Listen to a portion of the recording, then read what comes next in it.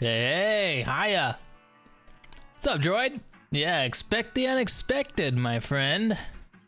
Yeah, I got to drinking some wine and I was doing some book editing, and I was like, man, I might as well just stream this. You know, just keep me on track, because sometimes I jump over and start YouTube and stuff and get a little carried away with it. So hopefully streaming will kind of keep me on track with it. Maybe not. Who knows? But yeah, gonna be doing some book editing on Blue Ember. I'm super close to finishing the book, you know, editing it. So I really wanna hunker down and really get this done. Yeah. And the biggest thing with storytelling, I mean, it's multifaceted. I got layers to this, but yeah, I want to be successful in books and stories, and I got a long road ahead of me when it comes to that. But this is also kind of crafting the craft of writing and storytelling.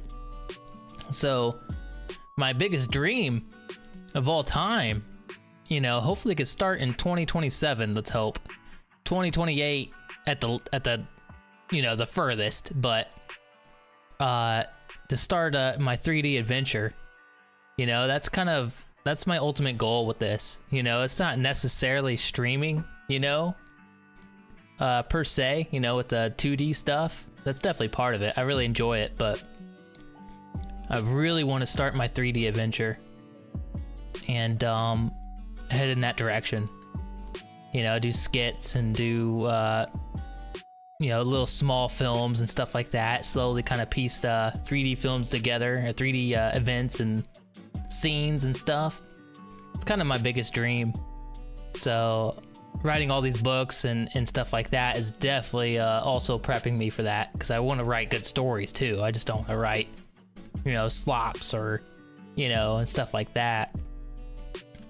So yeah. I am in the middle of dinner. Oh, nice. Not having a spicy cheeseburger this time, are ya? Yeah, what you having, droid? Alright, let's switch over to the story.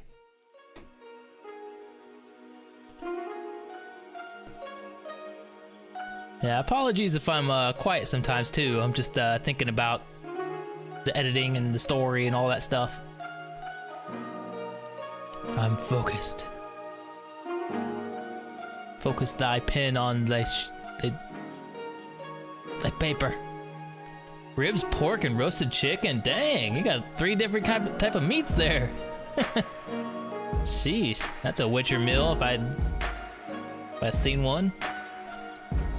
Hell yeah.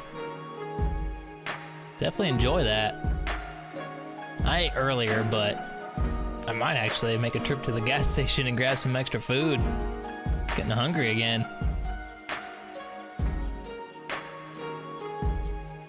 Tasty. Okay, we're starting here. We're on chapter 11. Yeah, so this little area over here, you know, we're almost done with the story. I'd say we're about 80% or 75% done. So I'm doing my best to get this sucker done. I breathe forth hunger in you. It's alright. No need. It already is. I might either get like a chocolate cake or a carrot cake or something like that, or a salad and whatnot. Like put some salt and stuff like that on the eggs and stuff like that that's on there. Ooh, so good. And some ranch, or some chips and cheese. Some cheese dip sauce. I don't know. I haven't decided yet, but it'd be something. Sometimes they got like these little wrapped up sausages and like these these blueberry pancakes and stuff like that. So if they have those, I might actually chomp down on some of those. All right. Making an original character for the first time. Nice. Heck yeah. Yeah, if you want in the comment section after the video, feel free to, if you got, I know you're making a lot of art. I wouldn't mind seeing it, man. Yeah, so after the video, if you want to write in the comments where your art is, feel free.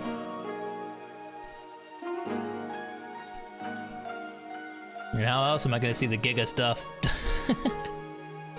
One day. One day. Okay. Let's see here. Possible change in your VTuber model. Oh yeah, it'll change it a little bit. Believe it or not, there's like a fighting pose that my original creator made, and I'm gonna go more that direction. And the hairstyles that Reaver has, I'm gonna kind of incorporate it to like helmet hair and stuff like that. So when he wears his helmet and takes his helmet off, or it's like off for a while, that's kind of like the hairstyle sort of thing that's going on. So I'll kind of attribute it to that, but it's gonna be more of that hairstyle. The battle form Reaver. But yeah. So 2027, you know, I'm part of 3D model. It's definitely gonna be a whole new 2D model as well. I'm going big with it. But I don't want to do that right now because I'm still warming up with this VTubing stuff.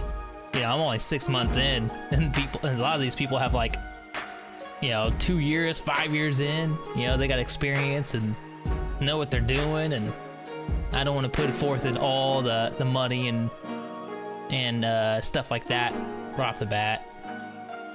So I'm gonna put in the work first, even all next year. Okay, let's make these corrections.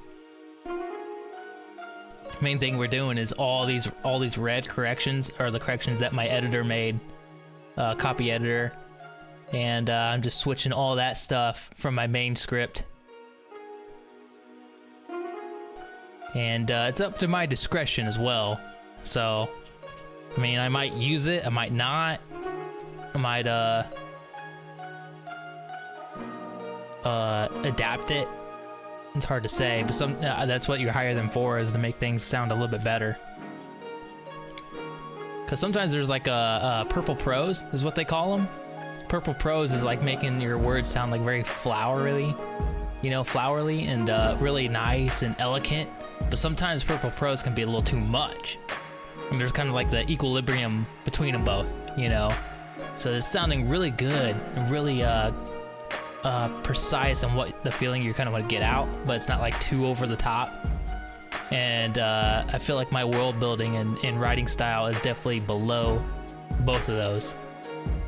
So I need a book copy editor to help me out. Dr. Niles is the name for him. Mere plague doctor that's associated with uranium, and that's all you need to know. Jeez.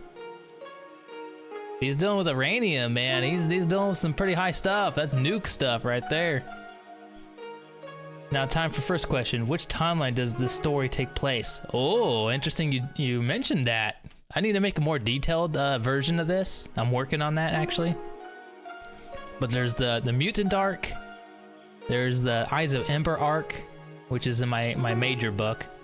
And then there's the Height of Echelon arc, which is everything past that, which is pretty substantial too. But this story right here is Reaver ending the mutant arc and then running into like the fairies and stuff like that helped him kind of finish the last bit of it, the last mutant.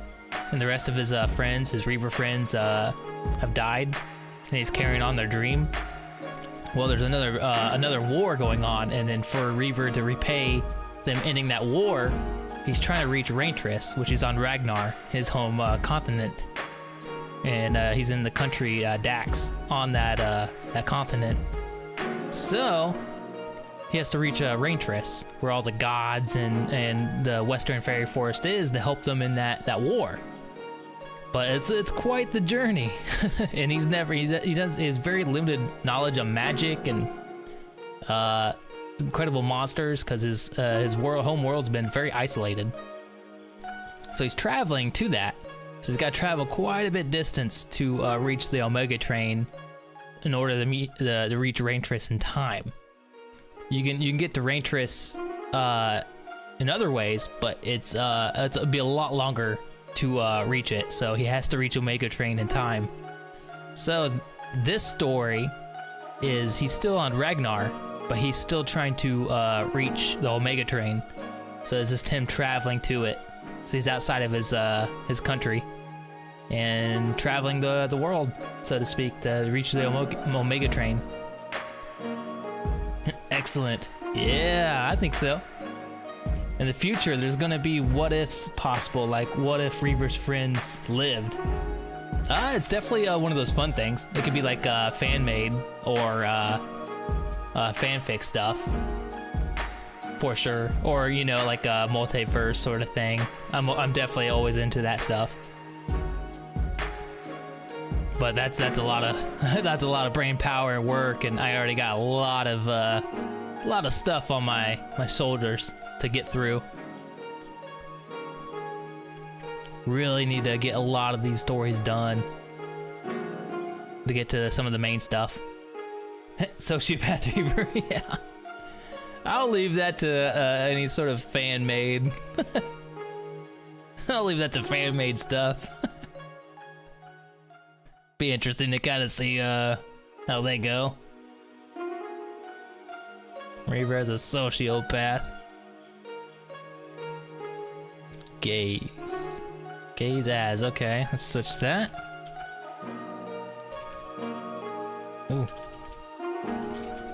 As she looked toward. Okay. See, a lot of this stuff I'm cleaning up, they're making things sound a lot shorter and better for me. And there's a lot of words that authors use that waste a lot of space, or you don't need to use. And I'm definitely one of those people that uses a lot of words that's not necessary. So you lower the word count, which is really good, and you lower a lot of words that just clutter up the novel and the story. Katie stared at them. Okay, right here.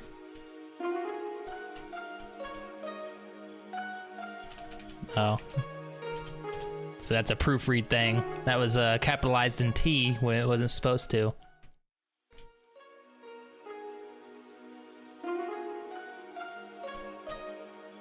Comma with both. Ah, pressed the wrong button.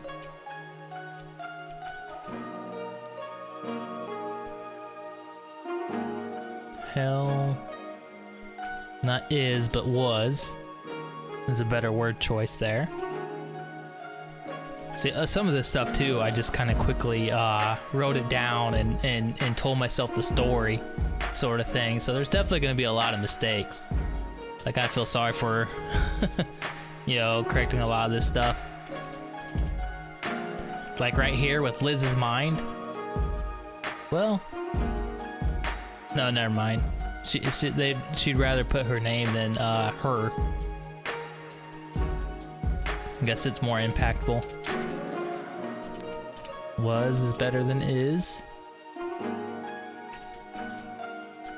Question mark. There we go. Nice. On to the next. See all this red? A lot of stuff she fixed. Okay, let's go ahead and fix that.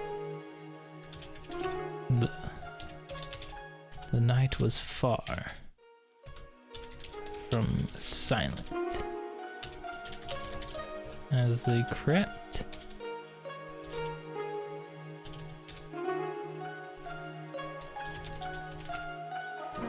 through the streets like thieves. Okay. A little too many E's in there. And this copy editor did incredibly well at like understanding what my story is and what it's about. Very impressed. And she kind of knew what I was going for with a lot of this stuff.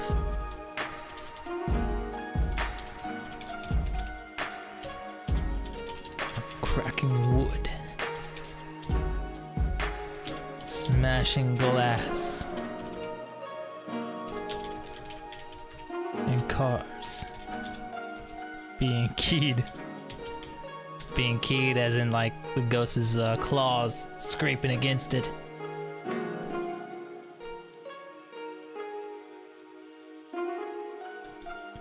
Yeah, really a lot of these times they're taking your words and making them sound a lot more smoother and better and shorter and sweeter.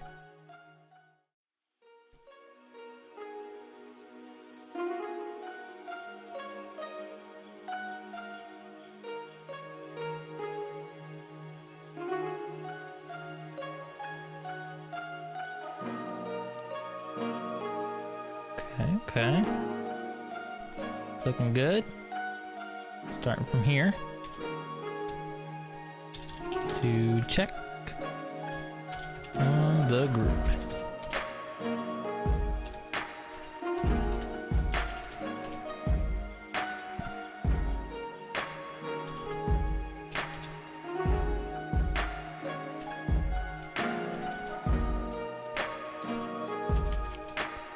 He hid his nervousness when he, and then erase all that from his to hidden. Get rid of all that. Liz to flinch. Get rid of the comma.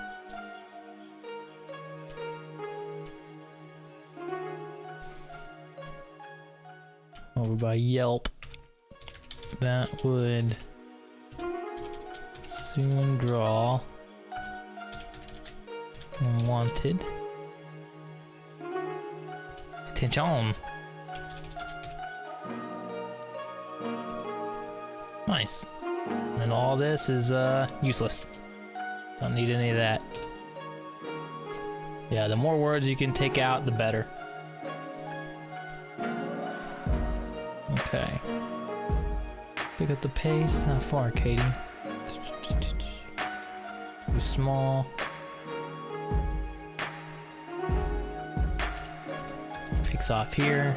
He whispered. Urgently. Okay. And her mouth.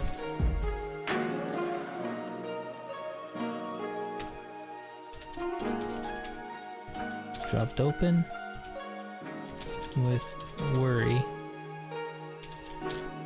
Then she added a dash. Her flame was only a tiny candle now.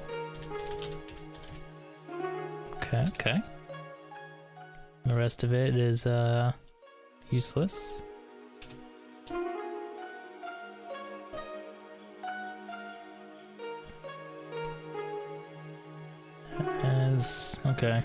Has a limited strength. So she didn't want to put time of, just limited strength is enough to let the audience know that it is really short time. I probably put a little too much there.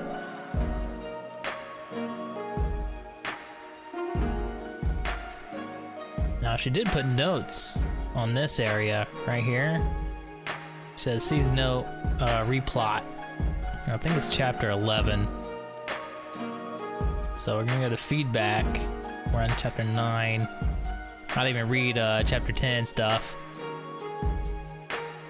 I think we're on chapter 11. Oh, let me check real quick. Yeah, we're on chapter 11.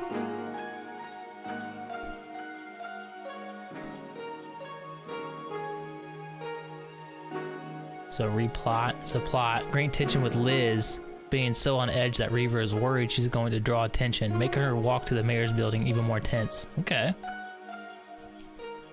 Definitely have a lot of positives in here, which is pretty good. Any weapons that requires ore that are equivalent to uranium?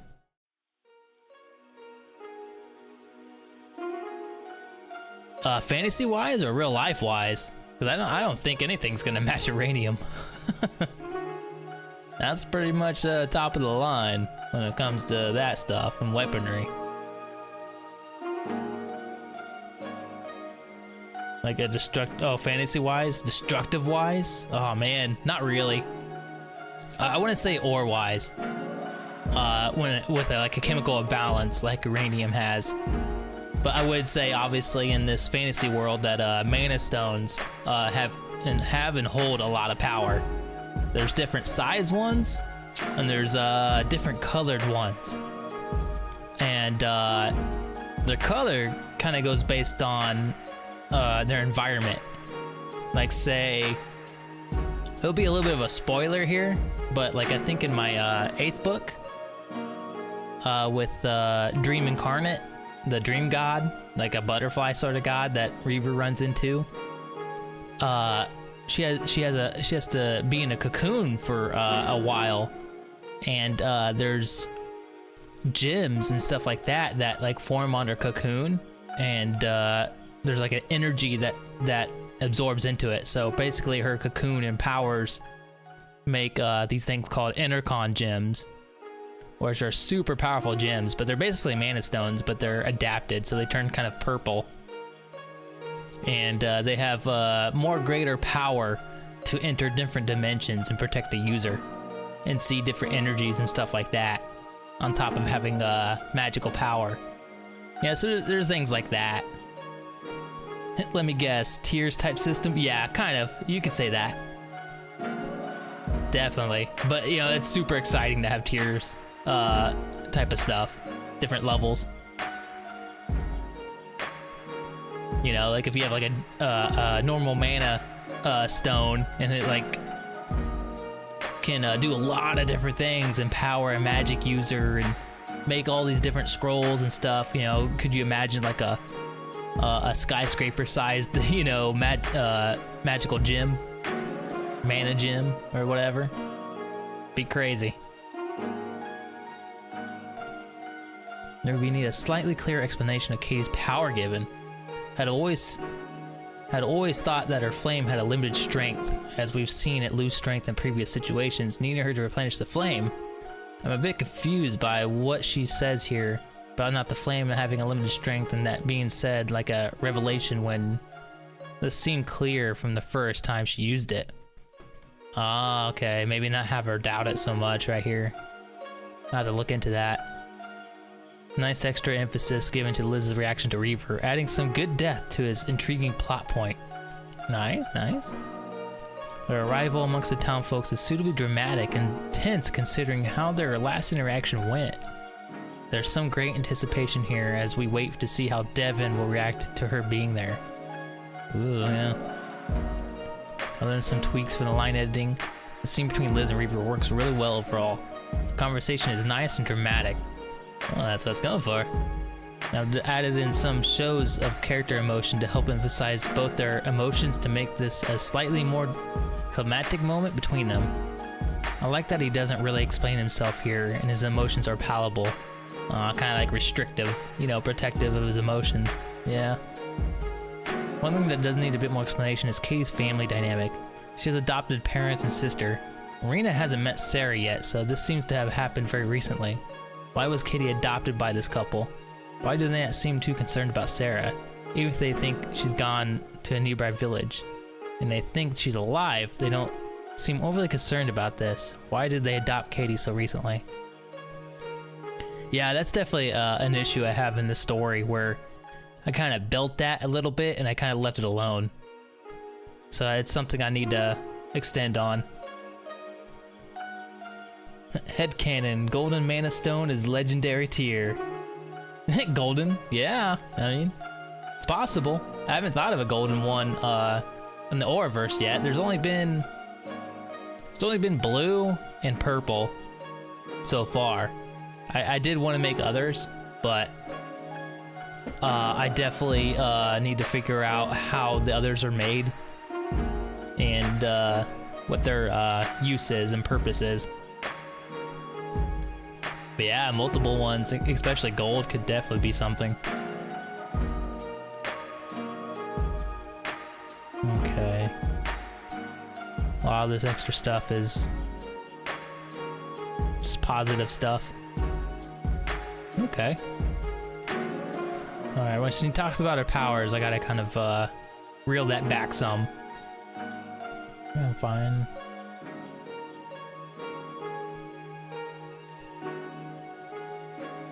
Let's bring this back.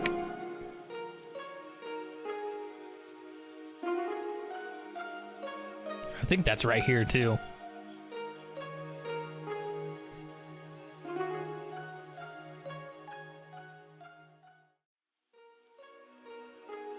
Yeah, right here. Okay. I've noticed if I'm not controlling the flame personally, it has a limited strength. Alright, yeah, it feels like there's twice as much now than last night.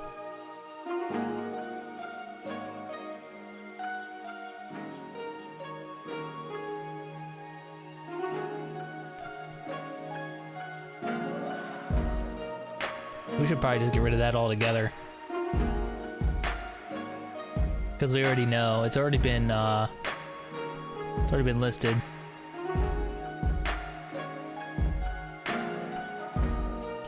So we'll get rid of that. Because we just don't need it. Here we go.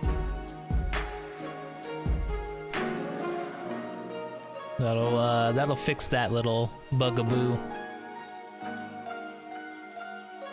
Don't need constantly. Okay.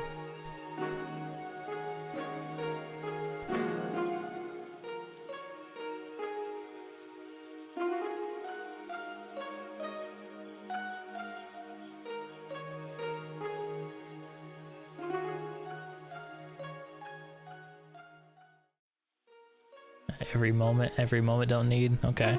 Sure.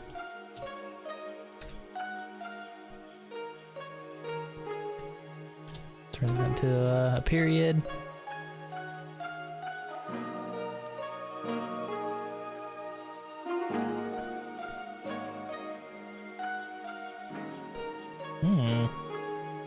Natural, artificial, and corruption-based mana crystals. Gonna play something with chat, with the chat. Okay. Oh, it'd be more natural. These are natural mana crystals coming from the world and stuff like that, and naturally made with the powers and bodies of other things. So nothing artificial, you could say, like man-made or like with machines and stuff.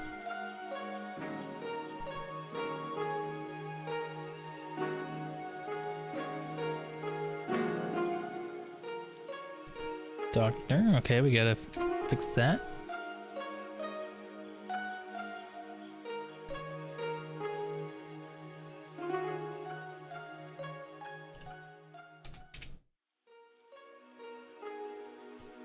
Arms and her are out.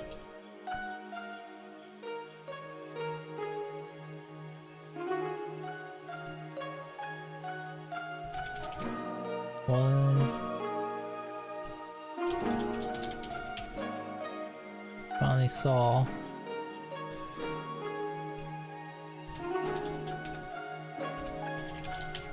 Beautiful. The flames.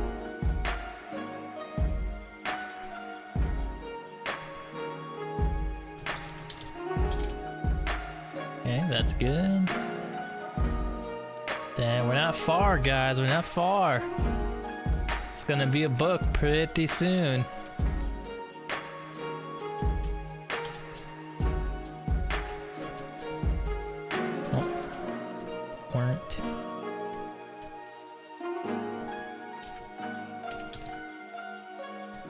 Any ghosts? Lording.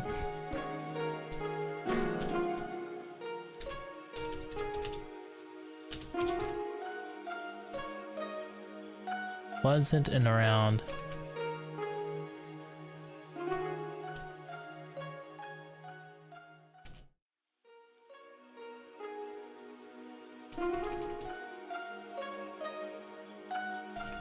There we go. Get rid of all that. Open space. In front of. Get rid of up to.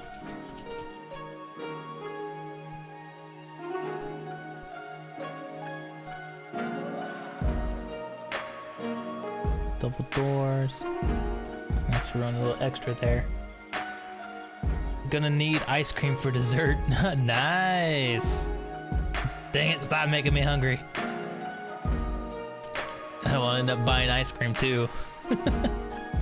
Oh, they got like a chocolate cake and ice cream at that gas station. Oh no. It's gonna turn into a late night binge. It's all your fault, Chad.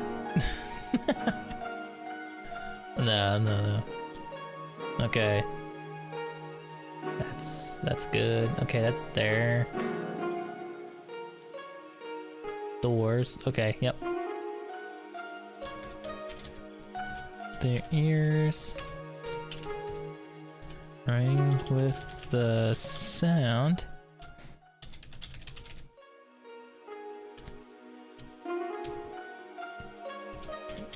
Their feet. Across the dirt ground.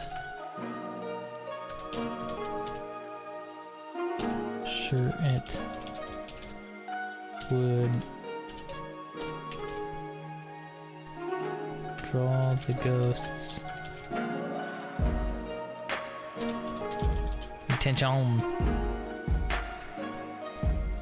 Okay. Then we're gonna erase everything from here to attention. So she just pretty much put what I said, but made it sound a little bit more better and got rid of all the filler words.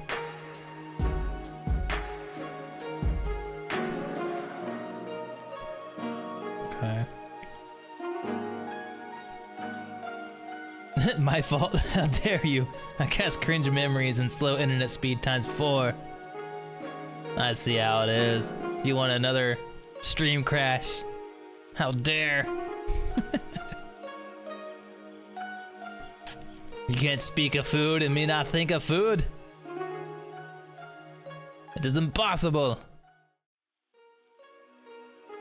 Especially when I'm hungry. You know, they say that you're not supposed to go shopping when you're hungry. You make a lot of very poor purchases.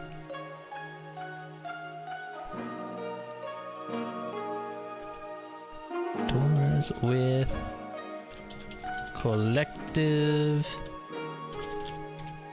signs of relief. Okay. Away, and you can put cross, and then you take out through. Okay, you kind of switch the words there.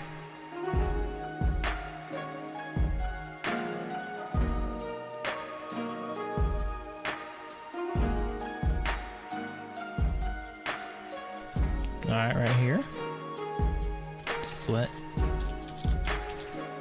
dripping from her face. I'll get rid of fell down.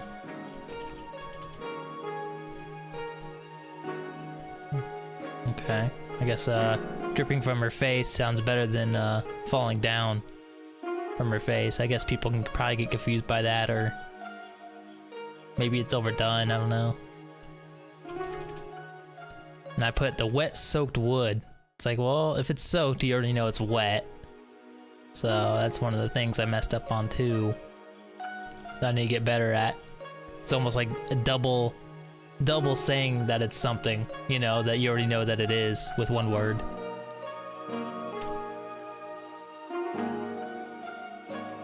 Till almost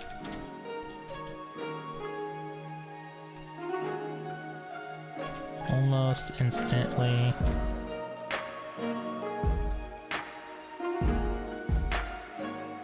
Okay, that's all.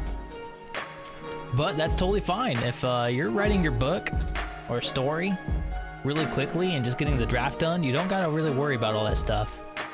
You know, not necessarily. I mean, if you can, you can. If you want to, you want to. If you're just doing a chapter a day, you know, fine, go ahead. And if you're experienced and stuff like that, and you want to do it, then fine. But if you're just you're writing your story and just trying to get the story out there, sometimes people can't be bogged down by writing it perfectly or make perfect sense. Or sometimes you really just gotta tell yourself the story and get it all down, and then get it out there and get it finished, and then you can go back and really fix it up. I mean, that's how books are made, you know, constantly being revisioned and remade again. It's definitely a process. I mean, one of the people that I listen to a lot on YouTube is an author called Brandon Sanderson. He's the creator of Wheel of Time. I'm also kind of co-creator. You know, he worked with it with another person, I believe. And the TV show Wheel of Time. And he's done a lot of other different books too, but he does seminars and stuff like that, and goes to colleges and teaches all kinds of stuff, and does YouTube videos on all sorts of different things. But I learned a lot from the guy. You know, he really knows his stuff, his craft, on top of so many others that I listen to as well. I mean, I fall asleep listening to you know, writing videos for years now, and there's still so much to learn. And a lot of it you can only learn by doing, by practicing. Same thing with art. You know, you won't learn it just by watching. You definitely got to practice it. Same thing with writing. And he has, like, I heard once, he has like 52 beta readers, you know, and there's so many editors, and you know, he just goes hard on that. You know, he's got the money to do it for sure. But I mean, that's golden. That's exactly what you want to do, is have as many eyes as possible on your work to make it the best that it possibly can. And starts right here. You know, so a lot of times I have like 1 or 2 beta readers before I re-edit it again, and then have a developmental editor go through it one more time and kind of see how the whole story, you know, comes together, and how it sounds and everything. And then I'll make it a book then. But man, if I definitely had the time and the money on that caliber, I would oh man, I'd put my books through the ringer. I put it through like 60 beta readers and 4 developmental editors and 3, you know, copy editors and all that stuff. Yeah, I would just constantly be filtering it and making it like the best I possibly could.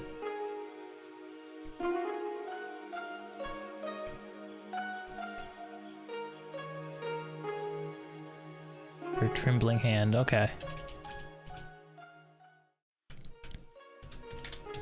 There we go.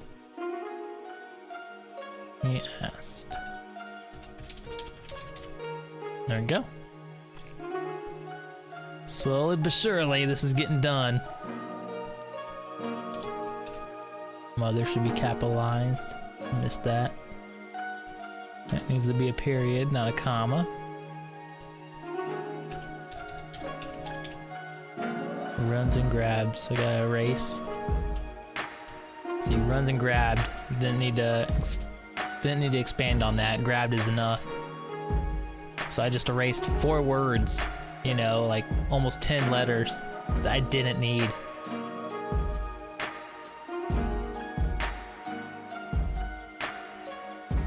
For he. Okay. Could walk in.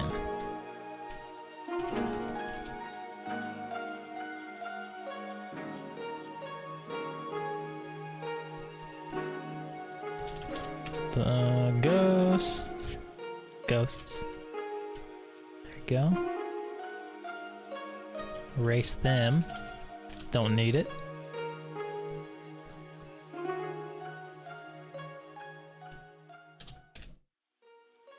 Yeah, this is definitely a process. Writing is a pretty, I mean, this is like behind the scenes stuff right here. I mean, writing definitely takes a long time. I mean, after writing the draft and you go back and do the revisions and get your story all settled, and I mean, you can go at that for as long as you want. Some people go for years. You know, my last book, I did it for about 4 years to get that thing all situated.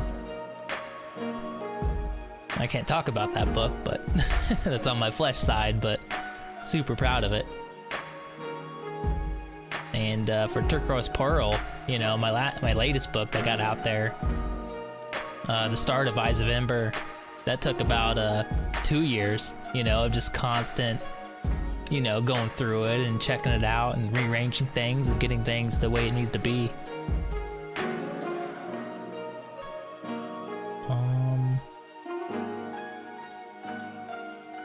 That's good.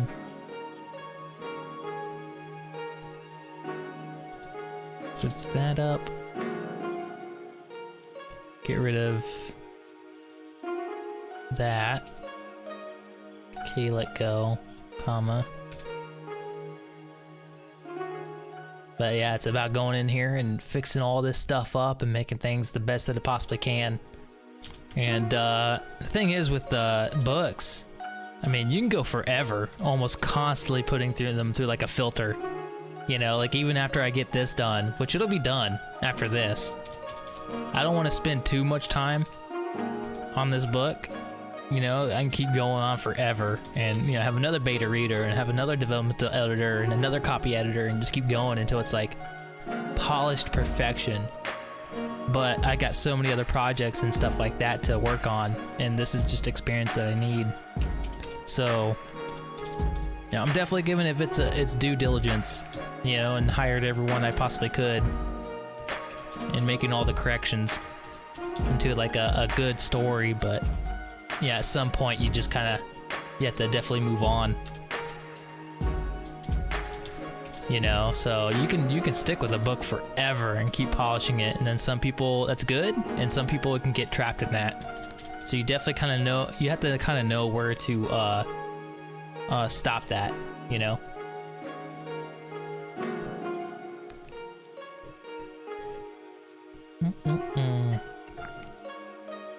Good old red wine.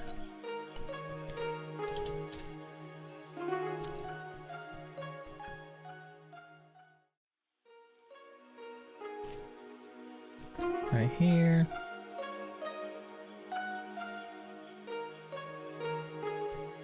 Maybe not. Okay. Reaver joked as he gestured, not waited. Door frame.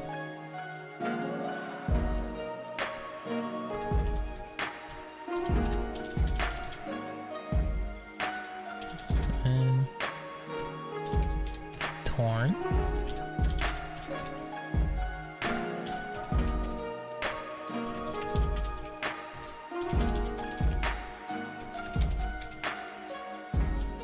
There's no turning back.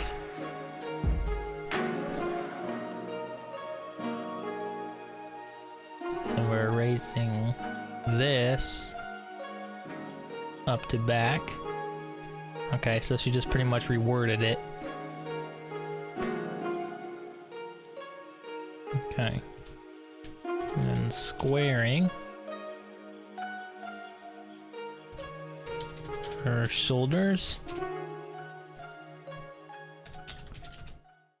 She stepped over the threshold.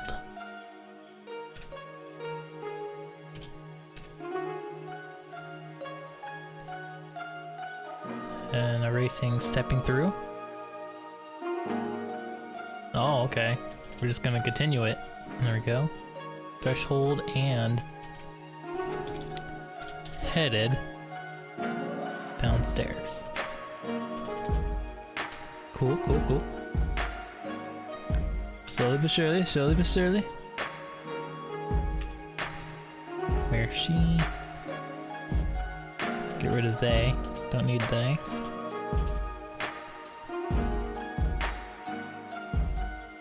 Yeah, the natural premise to this too is try to get rid of as most of your words that end in like ly. Is another tip too that I heard.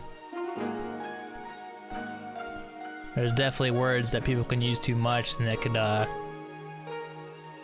slow down or clutter up your story in your book, in your writing. Where's she? Alright, they, and up to basement.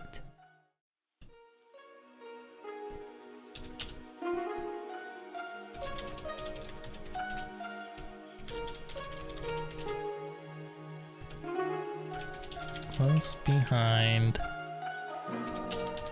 There we go. Basement. Opened up to a large space. Rooms.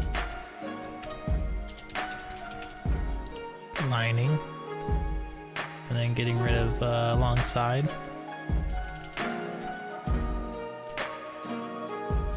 The walls, okay.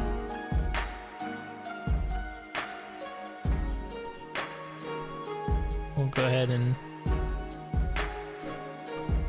do that.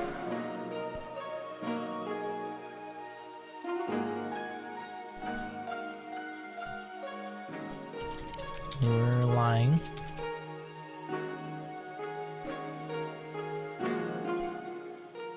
All stopped in their tracks as soon as they saw. Get rid of seeing. Familiar green highlights, so that you didn't need to put hair. People already know that highlights mean hair.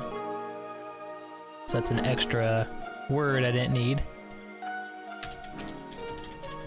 It was there.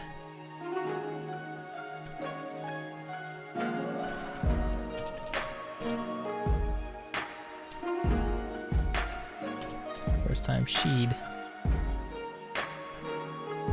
Not she's. Curse started. And then just get rid of all this.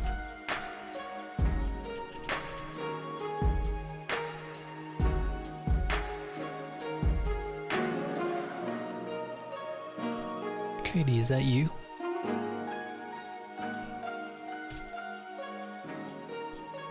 Hello, can I ask something about YouTube? Yeah, sure, go ahead, Mika. Thanks for stopping by. Sorry if you've been waiting there long. I was kind of focused. Yeah, feel free, shoot away. Hopefully I know about it. I've only been streaming for like 6 months. So I'm doing my best with YouTube. I need help, bro. Alright, what do you got? I'll see if I can. The YouTube tutorial might be the best bet, but I'm still very much a greenhorn / newbie when it comes to YouTube and Twitch and computers. But yeah, what do you got? You know how to make thumbnail on YouTube Shorts? Oh. Thumbnail on YouTube Shorts. Oh, that's an interesting one. The only thing I use is DaVinci Resolve, and they generally have like an automatic measurement thing, or they have a customized thing on there to where like I go on YouTube or I go on Google, like, hey, what's the short version of a thumbnail? You know, what's the measurements? And it'll tell me the measurements, and then you can go on there and you can put it in automatically, or use its kind of like pre-made stuff, and just kind of adapt your picture to that, and it should fit perfectly. But DaVinci Resolve is the only thing I used, so anything on top of that, I don't know. I don't see nothing on YouTube. Oh dang, that's brutal. YouTube should have it all. Yeah. Hopefully you'll run into something. Maybe on TikTok it'll have something on it too. You know, TikTok and tutorials on YouTube. Sometimes it gets so clustered. Like I've looked up something online before and it just would not find it for me. I was like, what is going on here? And you have to like dig and dig and dig and dig and finally find something that's there. Or sometimes Google actually helps you out more faster than YouTube, which is weird. But yeah, DaVinci Resolve is about the only thing I know about to do some of that stuff. But yeah, I hope you can figure it out. I hope that that works out for you. Yeah, I tried shorts on DaVinci Resolve for some things, and it cuts a lot of the video. So you have to really kind of adapt it and figure out what's important to be in the video to make it work. But the editing software also allows you to move it around too, so hopefully that kind of helps out as well. Yeah. Hope that worked. Hope that, I hope that helped.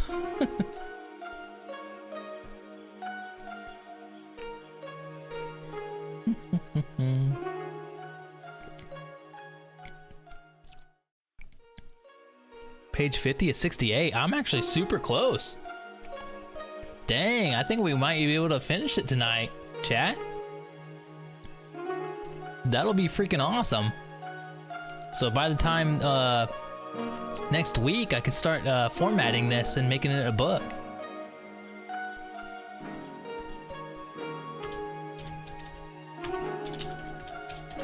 Then after that, I could work on Fire Bloom. Need to get that done first.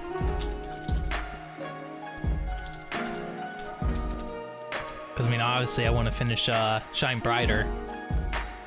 But that's going to be a $900 copy edit and proofread edit. I gotta get done first. They make the corrections, and then it'll be a book.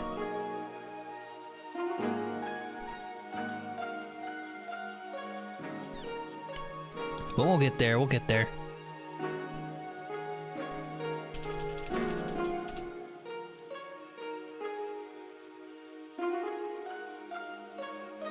Oh, I guess I didn't need to put that. There's a quotations there for no reason. There's quotations there for no reason.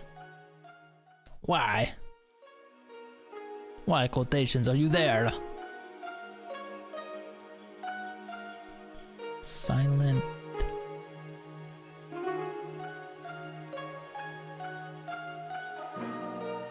I lose track of where I'm at all the time. Okay, we're going. That's where we're at. Boop. On. Make that little correction. Stopped when she heard.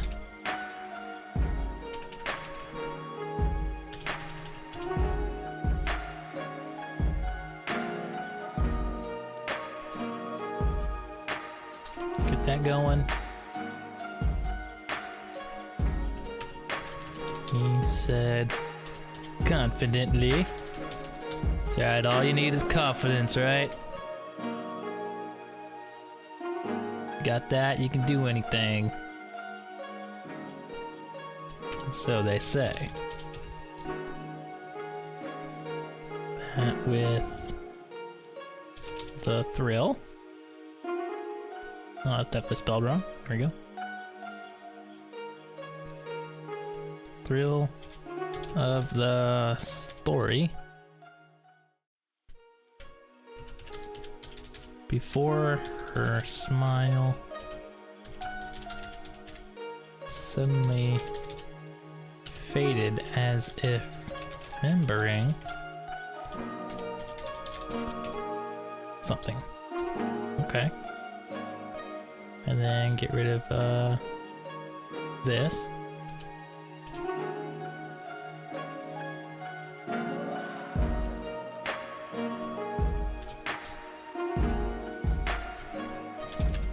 said code. Beautiful.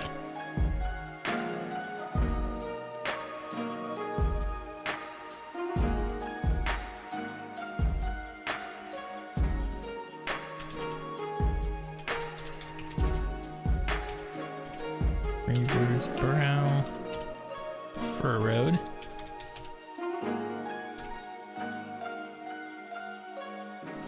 Calm over here. Coughed. Oh, I'm just getting rid of all that. So it's pointless. It's useless. It serves no purpose. Turned Oh, that's definitely another factor too, by the way, is that when it comes to stories and stuff, I took my time to really kind of figure out all this stuff. You know, I deep dived into everything before I really started getting into writing. Is that you must absolutely detach yourself from emotional stuff when it comes to people judging your work. Because all they have is the best intentions for the most part, you know. I mean, in my mind, how I shift it, all the negative stuff is actually the stuff that you want to hear. You know, the positive is the positive. You know, you take it as you go, but and you wouldn't necessarily have to call it negative. You know, everything's constructive criticism. You know, when it comes to these people that you hire to help adjust your work, or even like people that have read your work before, like in reviews and stuff. All that helps you out. It allows you to take a look at your work and really adjust it to being better. Because, you know, you want to listen to the audience, you want to listen to the readers. You know, you want to listen to all the advice. It'll only make you that much better of a writer and storyteller. You know, you can never take any of that stuff personally. I never do.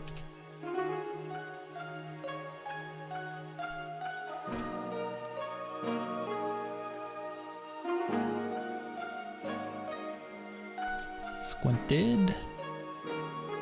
Make that into comma. And long breath. Okay. Saved us.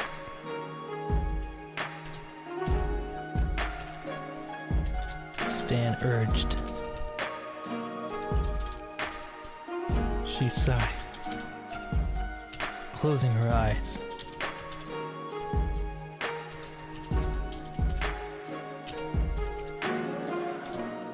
For a moment before locking her gaze with Reaver's. Ooh, awfully romantic. Oh. Okay. You killed people? Oh, jeez. That got heavy, didn't it?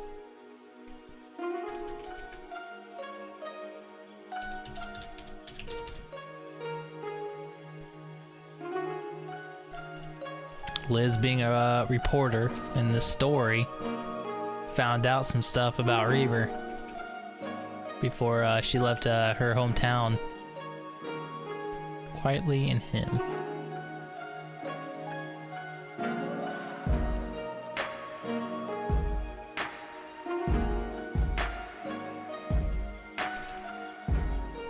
Which that would puzzle a lot of people.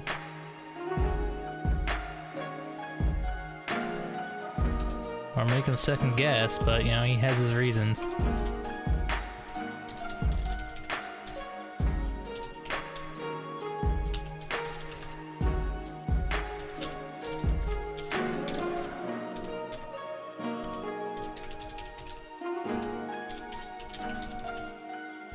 Avert his gaze.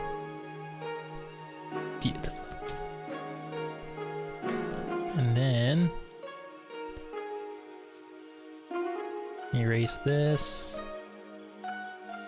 All the way up to around. Don't need it. There we go. But he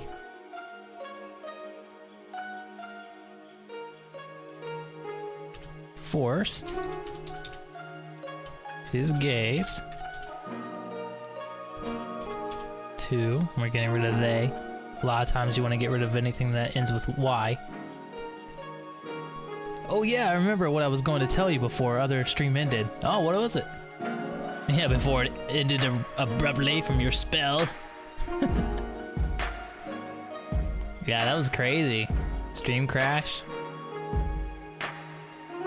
I think I didn't recognize it for like a minute or so before I realized it was stuck.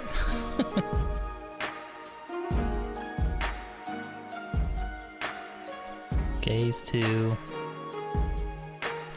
and then erase the ray, and then remain.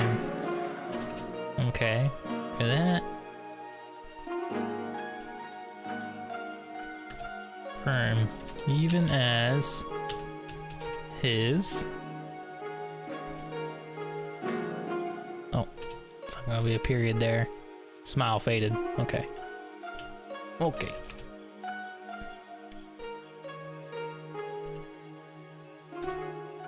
There we go. Yeah, this could definitely feel a lot like homework, but as long as you're passionate about it, you know, and you see your vision and your story wanting to come to life, you know, that's all you really need to keep pushing it forward. And then we're getting rid of all that. Okay. Cool. Steady breath. Oh yeah. And then we're up to right there. Oh, Necromanza is a legendary prison Pokemon that can fuse with other legendaries. Oh, is that true? Is that real? Dang. Oh, hold on a second. Let me look him up. Necrozama?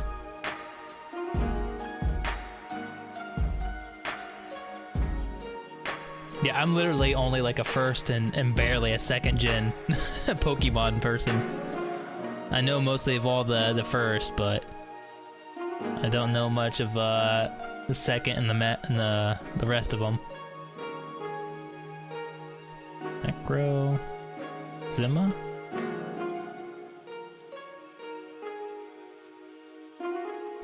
Oh, is it like a dark psychic type legendary Pokemon? Oh, he's the main antagonist of the game. That's crazy, you can absorb other legendaries. That would make him incredibly powerful. No doubt. Especially if he like absorbed Mewtwo. That'd be deadly as hell. That's cool.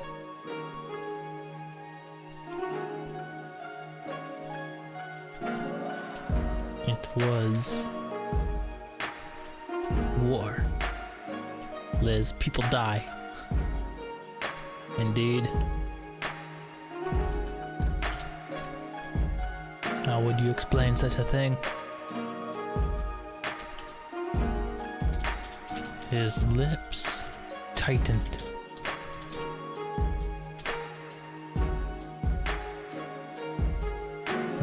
I know. Of all people, you know, a reporter should know about some of that stuff.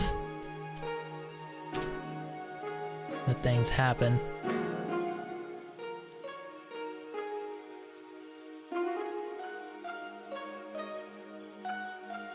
And it's the second legendary able to fuse. Oh wow, there's another one too? The heck? Anything that can fuse is pretty deadly. I always wondered though, like Ditto that can copy either a Pokemon, if he copied a legendary, or if he copied like a Mewtwo, would he have the same powers as Mewtwo? I always wondered about that. I didn't know if that was like a thing or not, or if he was like incredibly depowered. If he did.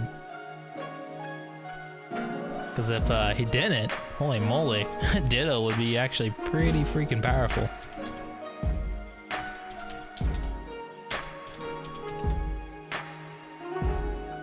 Thing.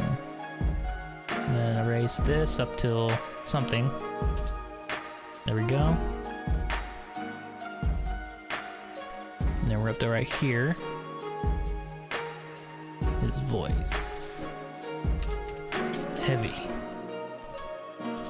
Width. And then erase given out to. There we go. Hand had. There we go. Bald to a fist.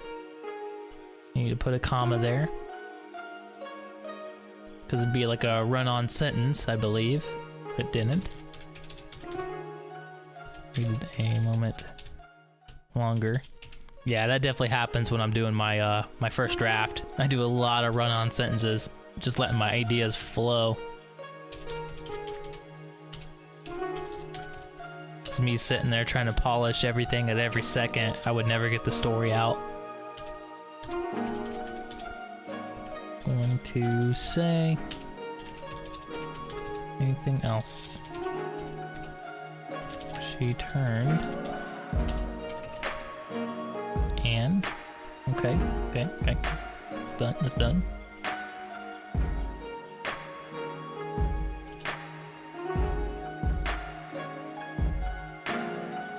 Beautiful. Let's go ahead and save. Just in case something were to happen. I still save periodically, even with writing, like I do video games, as you never know. The first one is Carryrum. Oh, okay. So there's two of them, Carryum and Necrozama. Dang, and one of them's a main antagonist. Yeah, anything that can absorb is pretty intense. Actually, now that you mention it, in Shine Brighter, the book I'm writing, the main bad guy actually has something similar to that. I don't really want to ruin it, but you know, it'd be a while before it went mainstream. But yeah, the absorption is definitely something that he's got. And if I love those abilities in like animes or any type of show or anything like that, where it seems like it's nothing at first. You know, like the ability kind of seems so lame, but the practicality of an ability being used, and it could become like so great and so destructive and so amazing, you know, that no one even thought about it. You know, like how you use it is like the biggest thing. I love abilities like that. Ditto can transform into a legendary, but doesn't copy that legendary's powers. Oh, okay. Yeah, I was wondering. I was curious. Definitely wondered if they had the powers or whatnot, but yeah, that would make more sense that Ditto didn't. That'd be really overpowered. That'd be really OP.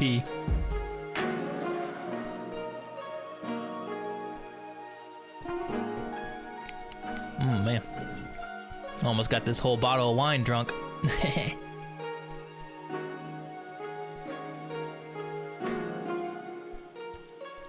Another word. Okay, we're right here.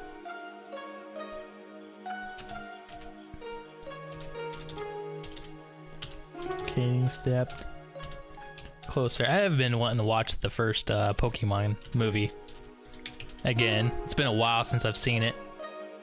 Just for nostalgia purposes, like Mewtwo and Mew. It was pretty awesome back in the day when I was a kid. You know, even like movies like that and whatever, since they made such an impact on you as a kid, even if you grew up and they're like not the same, it still has the same impact because of what it meant to you as a kid. That's why nostalgia is so big, you know? Played a part in your life that made you who you are. I mean, how could it not mean something? Even if, you know, if it's not quite what you thought it was later in life, doesn't matter. Still, the impact is still there.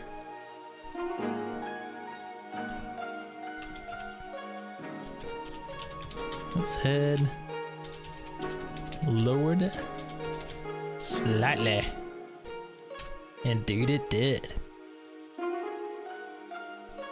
Necrozama just merely split its body up and let its body parts latch onto the other legendary Pokemon.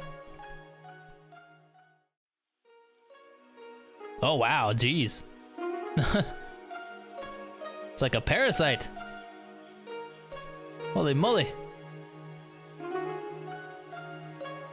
That's crazy. Freaking a parasite monster Pokemon. That's what that is. Definitely antagonist worthy, that's for sure.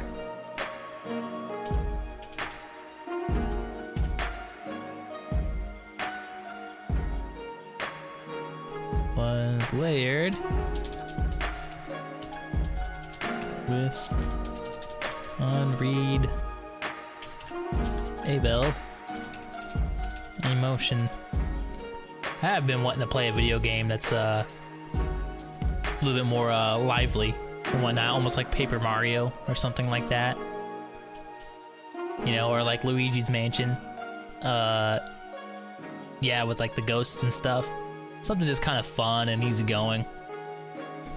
Not sure quite what to play yet, but I've been kind of like feeling to playing a game like that.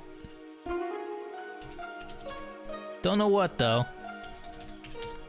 I mean, I guess Slime Rancher is similar to that. I could try that. We'll see, we'll see. Round that, and then get rid of the. Man, we're almost done. Page 51 of 68. 20,815 words. Almost there. Literally, I can have this done by Tuesday. Or sooner. It just kind of depends what I'm doing, but... Or how the Nuzlocke players name it. The Slayer of all Nuzlockes. Oh, and then there's Ultra Necrozama, the original form. Dang, this is some crazy Pokemon lore I didn't know about. Is Necrozama like a big thing right now? Kind of like the #1 antagonist in Pokemon? That's happening.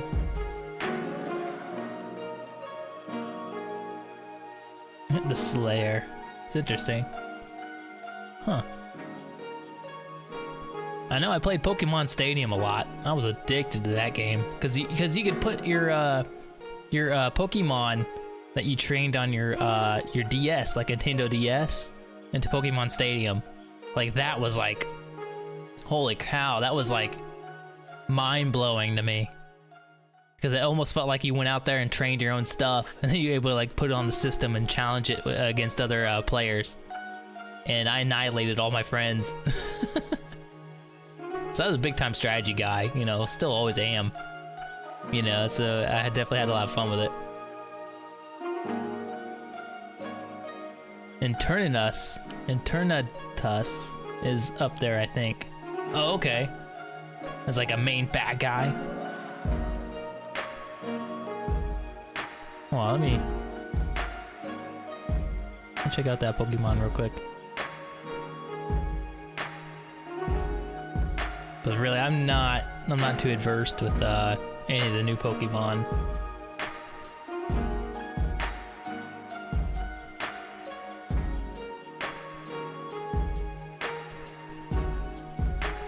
Oh dang, they're all wild looking. Looks like a skeleton dragon. Poison type dragon. Generation 8.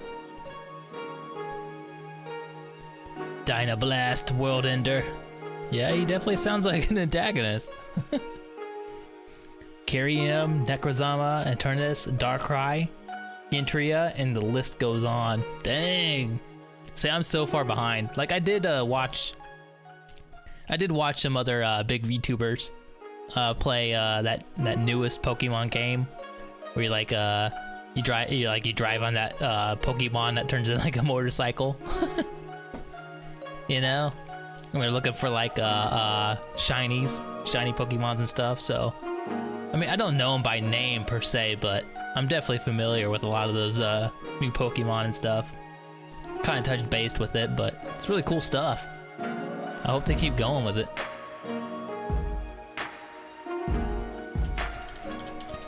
Pokemon, if you do it correctly, you know, and you stay true to its source and vibe, I feel like you can go on for quite a long time.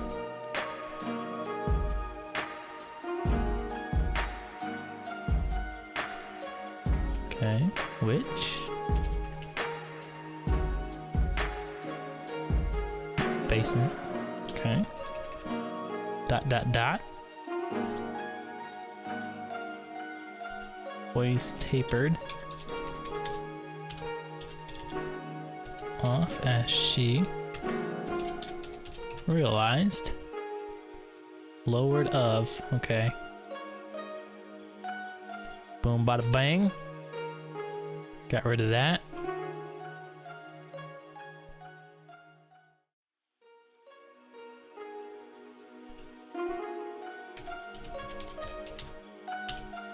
Would be if he stole,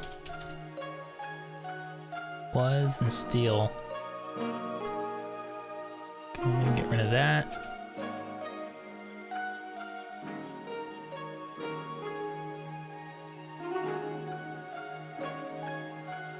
And left. Not leave, left town. Yeah, I mean, if you ever write a story or a book or lore or anything, definitely get someone to take a double look. You'd be surprised like how much stuff they'll catch and how much stuff they can make sound better for like the ultimate story. Because with writing and stuff like that, I mean, you literally run into so many different professions. Like, not even lying, like it really opens up to different professions, you know, whether it's literature, grammar, purple prose, story structure, character development, sentence structuring, you know, such a copy edit and stuff like that. Spelling, you know, is a whole nother thing. You know, a lot of people actually get that wrong. You know, if you don't do a proof edit, yeah, it's gonna look pretty bad. And it goes on and on and on and on. It's crazy. So having all these different professionals, you know, jump on your story and help you with it is crucial. And I ship them with basic Pokemon as a Beauty and the Beast dynamic for fun. That's cool. Oh man. Well, I mean, two of them can combine with their so-and-so ship and truly become one. Awfully romantic. She glanced at the backpack. Okay.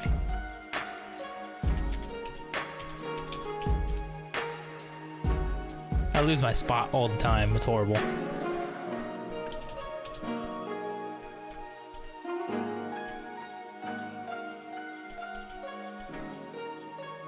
Starting with Reaver.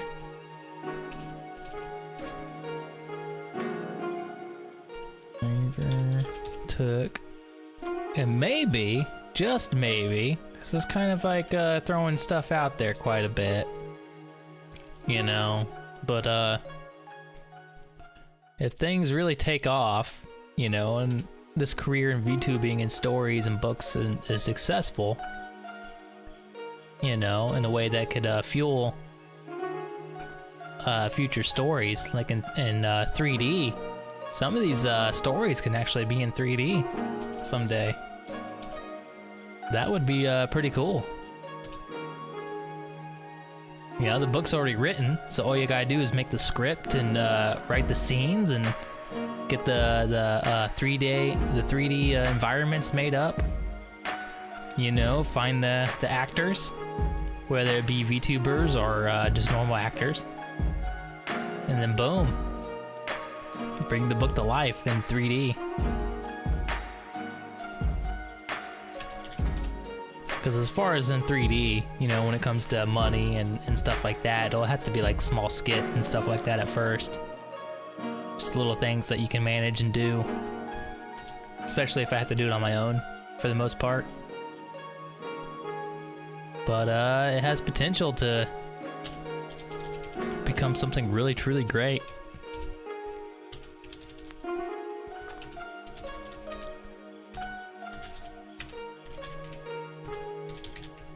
Standing with Stan. Tried to see what was going on. Okay, okay.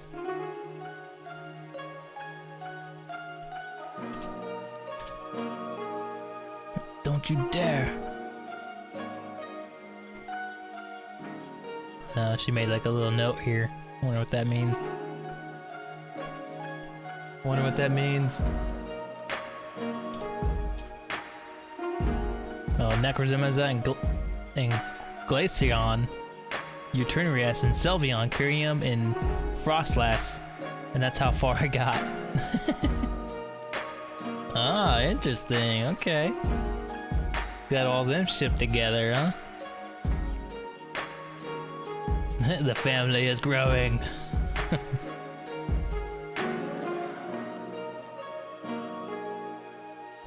Liz shouted, "Mayor's son. I'm the mayor's son." See notes, RE character. Oh no, what'd you say in this?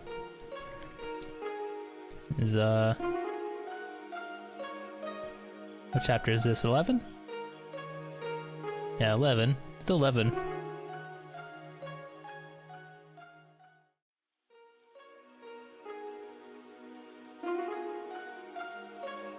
I'm the mayor's son.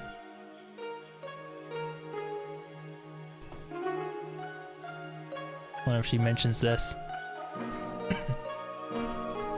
Mention the mayor's son.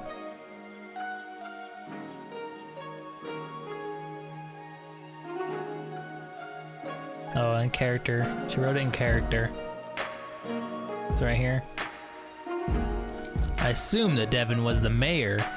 Personally, having him be the mayor rather than the mayor's son would make a little more sense. I'm putting Devin as the mayor. Devin is a great character. He's so awful and it's kind of hard to read both of those sentences together, but Devin's a great character. He's so awful and unkind, making me really want to shake some compassion into him, as the way he treats Reaver is very unfair. His character is fleshed out very well, making him a dynamic part of the cast. That's nice. It's good that I can write a really awful character. Beautiful.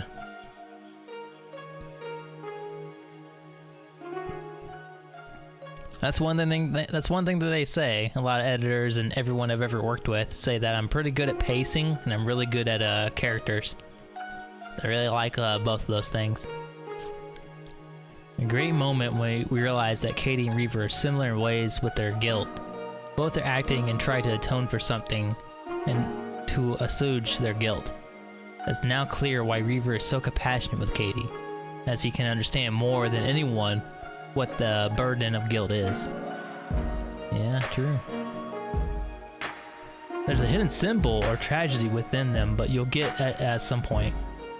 Now my third question, is this the first or whatever numbered book? Oh, this is kind of like outside of the normal books. So, I know, I kind of wish I had a chart to explain it. So you got like a lot of mini stories, a lot of short stories and stuff, and novellas. But I'll be having my mutagen book, which is like Reaver's, start, where you met the Reavers and fight the mutant army and form bonds with the Reavers and stuff like that, up to the very point where they all died and the mutant war ended and he met with the fairies. So that kind of knocks that off. But this book is in between that, but it's going to shoot over to another big book, which I got 80% done, is Omega Train. So it's him riding the Omega Train, which is like skyscraper, bigger than skyscraper, train riding on that to get to Raintress, but there's a lot of crazy stuff that's happening. It's been overtaken by a psychotic person, and he has to race to the front, which takes like a full week, a full week in this like full moving civilization to reach the front of the train, and so that's a big book, but that's kind of in between. And he has to stop the train and stuff and make some harsh decisions. And so then it's going to go into a couple other short stories before and after that. And this one's kind of before that, like Blue Ember. Just a whole bunch of small little stories that River went through is what I'm writing right now. You know? And then it's going to go to EOE, which is where he meets the gods on Aura Elixir Island, Aura Island. And that's like the main storyline. And then it's gonna go into the male gods, him exploring more of Raintress and going into Mana Flow, which is another continent mostly full of like magic users and mages and stuff like that. It's more heavy on that, and mana gems and stuff. And it'll go through like the male gods sort of thing, and then it's gonna go through Nexus, which is like the superhumans of Aura Elixir, and then it'll go through a little bit of the Celestials, you know, so through different realms and stuff like that join Aura Elixir and sort of thing. And all this kind of ties into like the main story, so everything's gonna have like little pieces of puzzles of what's really going on, because really it's gonna, I don't want to ruin the ending or anything, because it's a lot of stuff, but Reckon's gonna be one of the main antagonists closest towards the end that they have to face, which in my second book, Reaver and Scarlet Vivi, the rebirth dragon god, in my second book called Firebloom, face off against his son. And you get like a little tidbit there about it, about what Reckon's about and stuff like that. And yeah, there's a lot of stuff. I mean, I can go on forever. I could talk for hours about this stuff. I got so much written and so much figured out. You know, I just got to write it all down and get it all fixed up.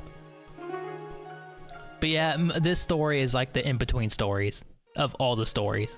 So you got Mutant War, and then you got all the small stories, and then you got Omega Train, and then you got all the small stories, and then you got EOE, Eyes of Ember, and then you got, I don't think there's going to be very many small stories after that. A lot of it's just with Nexus and the male god characters, up until the point of the Celestial characters, and then the Height of Echelon arc, which leads to the very end of the story. But yeah, that's what that's about. These are like in-between stories. I can't, when I'm pacing. Okay.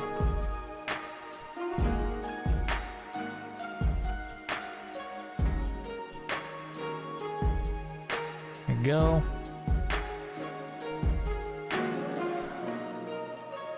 Man, I guess it could be Devin.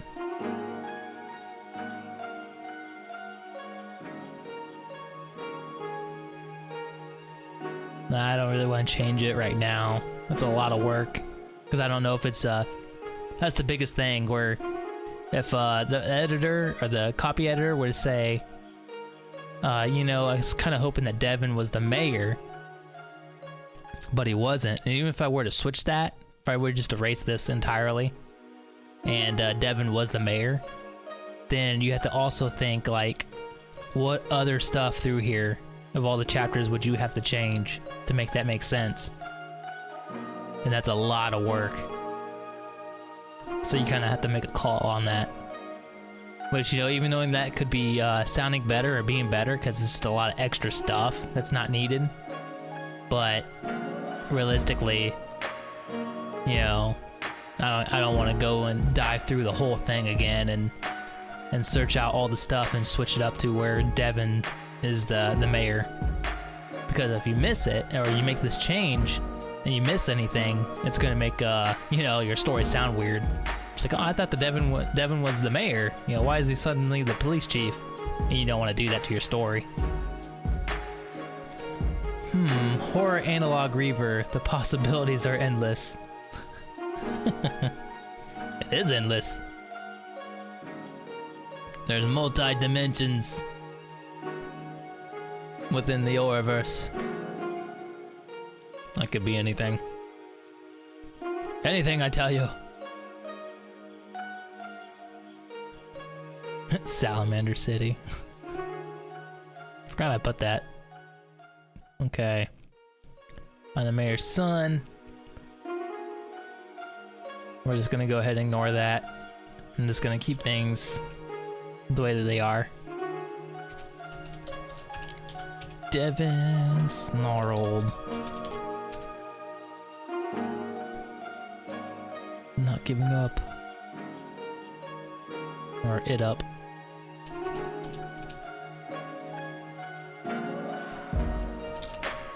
The backpack. Okay.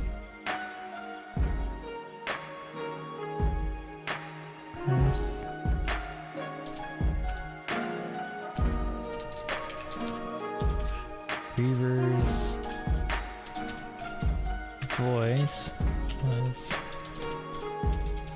carefully threatening,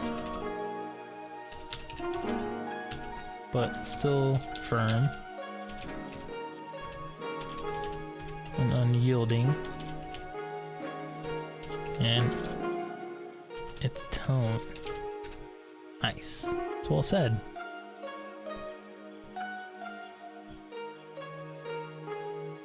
Magnesium.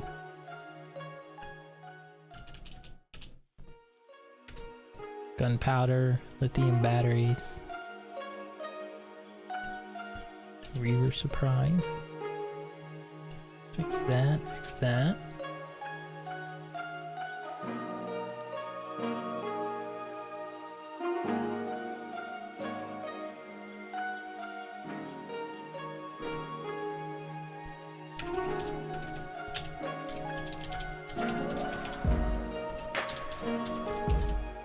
Round hug, okay. Erase all that.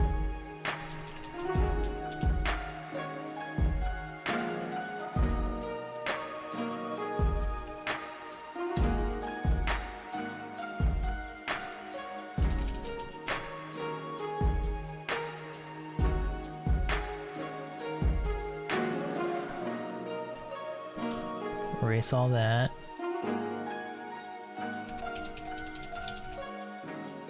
Her sister was just showing her more affection. Okay, cool.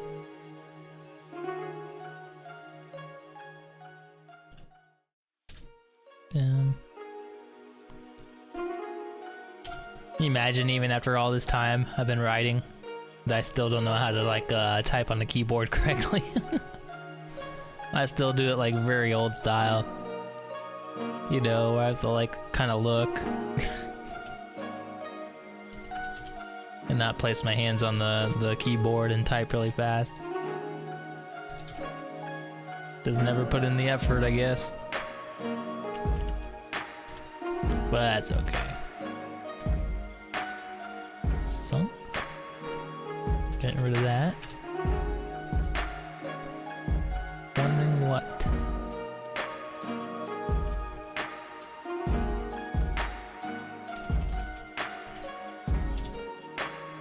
Yeah, that makes sense. I don't know why I put that there. You are doesn't make sense in that area.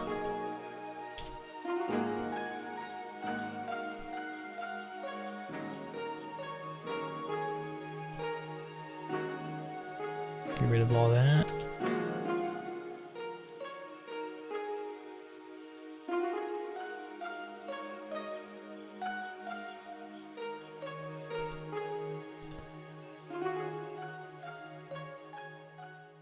Salamander City.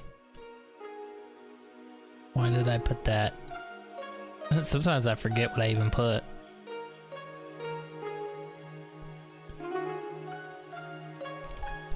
Let's see what this says. Some good sensory details as we walk through the town towards the building.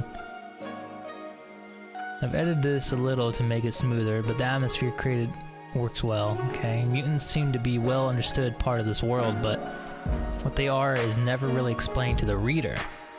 Doing so would be great, so that the reader gets a richer understanding of the world building and the various inhabitants of this world.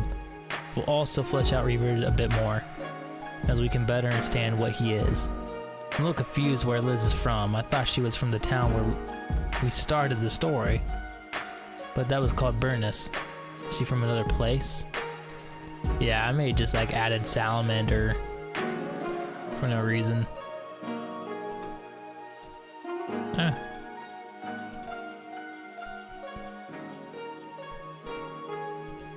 Yeah, let's go ahead and get rid of that. Crew.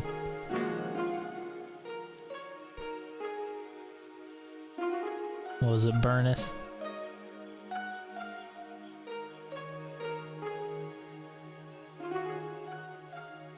Yeah, Burness. Yeah, sometimes I add towns and stuff like that the last second. I forget I even wrote it. Burness is fine. David. It's Devin.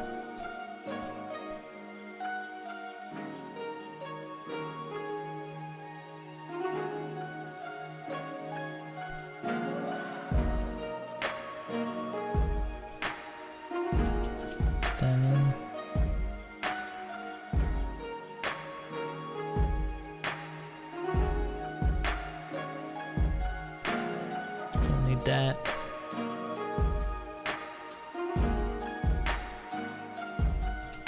Relaxed. They're fighting. Stances. Although their faces. Get rid of all that.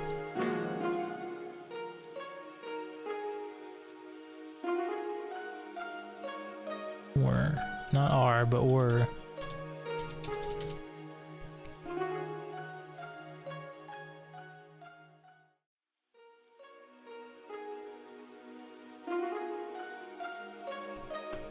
Now, if I am gonna add his backstory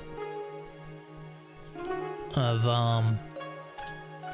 mutant hunting and stuff like that, I gotta find something that's gonna sweetly wrap it up to where the rest of the world didn't really know fully what was going on, but maybe know something of it, I guess. Because originally, the world didn't really know because Reaver's home country was surrounded by swamp. So the mutant force was kind of stuck there, as the Reavers were keeping it at bay. And they weren't really expanding past that. So no one else would really know. But then again, if news traveled. So I guess, you know, I'd have to try to make it plausible to where they completely closed off, or did some info get out.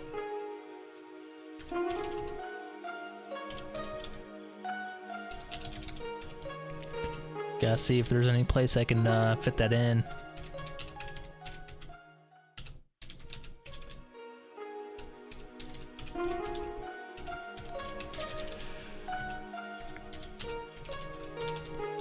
I mean, you gotta pay attention to that. You know, if a reader like her wants to figure out more about Reaver and figure out like the mutants in the past, you know, that means something.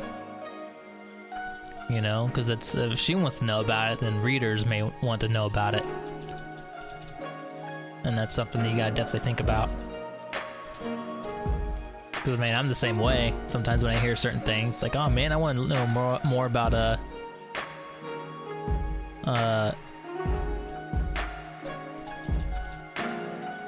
this new group or this person or this character and stuff, you know, and you just kind of tease it a little bit. You definitely want to know more.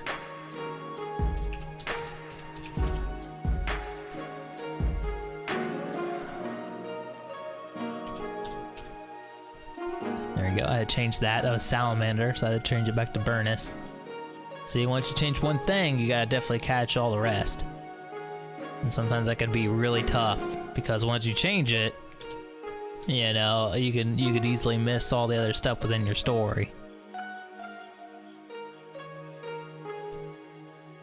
And then really confuse the reader.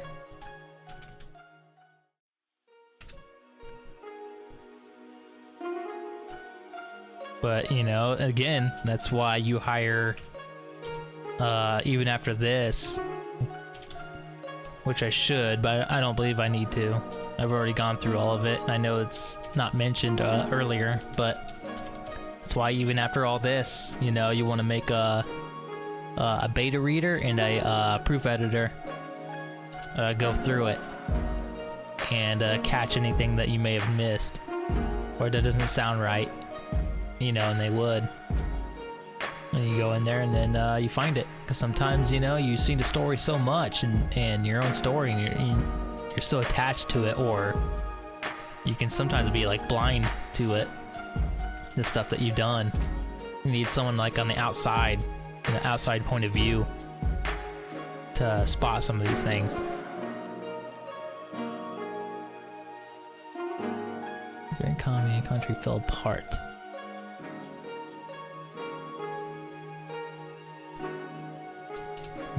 So, okay, she just kind of ended it there. Entirely.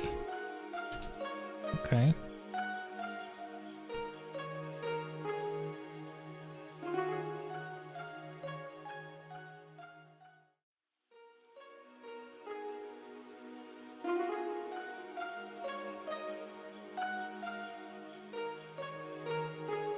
We're here. Liz, right here. Was now standing next to him and raised her microphone to his face. Better capture the next word. Okay. And then erase, pushed all the way up to here. Don't mind if I do.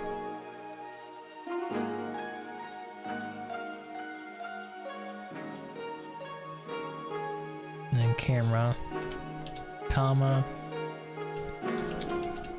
the nurse, hovering wordly nearby.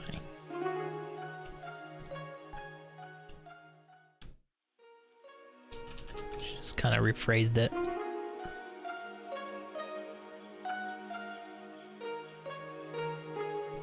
Whew, slowly but surely, even after all that editing, you know, we're at 53 out of 68.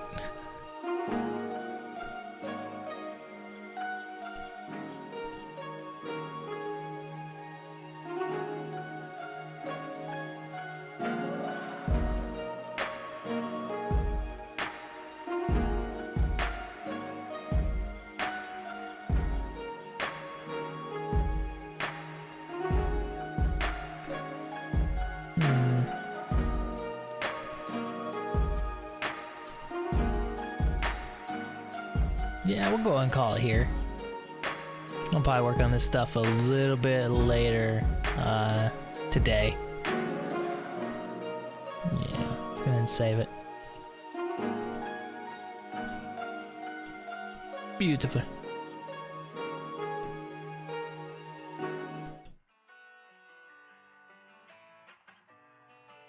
Yeah, thanks for joining. And that was a little bit of the editing process. You know, it's not the most fun, but it's definitely hard work that turns you know, your words into a story, which is absolutely phenomenal, you know. And it'll pan out. But thanks so much, and I'll catch you guys later, and have a good rest of your night. See ya.